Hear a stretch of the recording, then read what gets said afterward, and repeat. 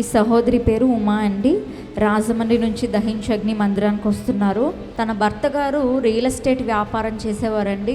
ఆ వ్యాపారం చేస్తుండగా శత్రువులు చేతబాళ్ళు చేయించి విరోధంగా చాలా ఇబ్బంది పెట్టారండి.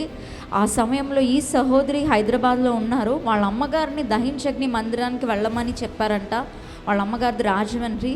దహించి అగ్ని మందిరానికి వాళ్ళ అమ్మగారు వచ్చారు. దేవుడు అద్భుతంగా ఆ చేతబడి శక్తుల నుండి దేవుడు విడిపించాడు తన భర్త గారని సాక్ష్యం చెప్తున్నారండి. గట్టిగా చప్పట్లు కొడుతూ యేసయ్య నామానికి మహిమ కలుగును గాక. అలానే రెండవదిగా డాక్టర్స్ తన భర్త గారికి ఆపరేషన్ చేయాలి అర్జెంటుగా అని చెప్పారంటండి. 1,30,000 రూపాయలు అవసరంగా ఉంది.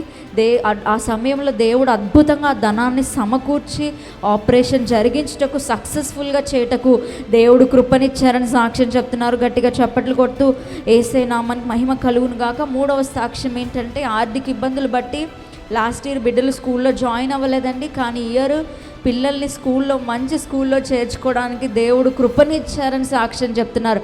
గట్టిగా చప్పట్లు కొడుతూ యేసయ్య నామానికి మహిమ కలుగును గాక. ఆమేన్.